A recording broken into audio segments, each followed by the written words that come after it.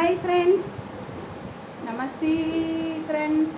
మీ అందరికీ ఈరోజు ఆ వెంకయ్య సమాసస్సులు అందరికి ఉండాలని 3వ వారం నేను ముందుగా ఆ తండ్రిని ఆరాధించి పూజ చేశాను. కాబట్టి ఈ వీడియో ఏమంటే నేను పూజ చేశాను అంటే నేను ఒక్కటి బాగుంటే అది నా స్వార్థం కదా.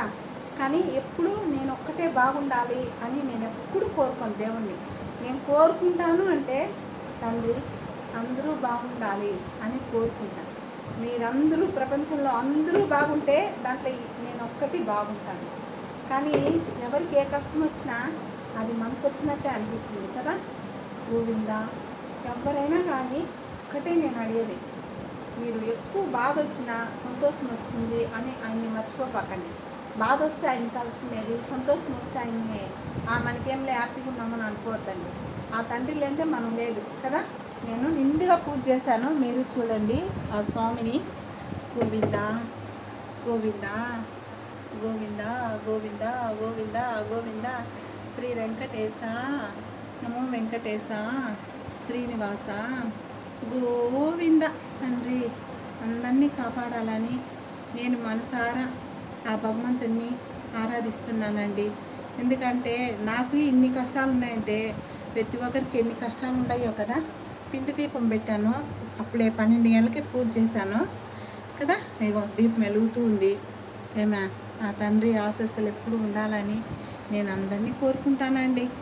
భగవంతుణ్ణి నిండుగా కోరుకోవాలి కానీ మన స్వార్థం కోసం దేవుణ్ణి పూజించి చూద్దు, సరేనా.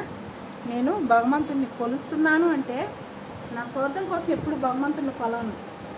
భగవంతుని ఒకటే అడుగుతాను, తండ్రి ప్రతి ఒక్కరికి ఆరోగ్యం బాగుండాలి, ఆరోగ్యంగా బాగుండాలి, వాళ్ళ పిల్లలు వాళ్ళ కుటుంబంలో ఎలాంటి ఇబ్బంది లేకుండా కాపాడుతండి అనుకుంటున్నాను.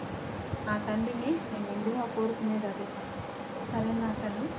ఇంకొకటి ఏమంటే ఎవరికైనా కానీ ఎక్కువ తలనొప్పి వచ్చిందనుకో, ఈరోజు చెప్తున్నాను, ఎక్కువ తలనొప్పి వస్తే ఒక కర్పూరం ఎత్తుకొని మీరు వాసన చూడండి చాలు, ఏం చేయకండి. కర్పూరం ఎత్తి ఇలా వాసన చూస్తే చాలు, అట్టనే మాయమైపోతుంది తలనొప్పి. ఈ కాలం వైద్యం కాదు అది, పాతకాలం వైద్యము.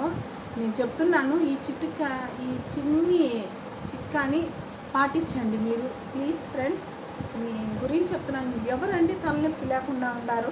ప్రతి ఒక్కరు తలనొప్పితో బాధపడే వాళ్ళే కదా. కాబట్టి నేను చెప్తున్నాను, అందరూ బాగుండాలి అంటే దాంట్లో మనం బాగుండాలనేది కాదు, మనకు తెలిసిన వైద్యం కూడా ఒకరికి చెప్పటం అనేది చాలా ఇది. కాబట్టి ఎవరైనా కానీ ఎక్కువ తలనొప్పి వచ్చేసిందనుకో, మీరు ఆ టైంలో మాత్రమే ఎత్తుకొద్దండి.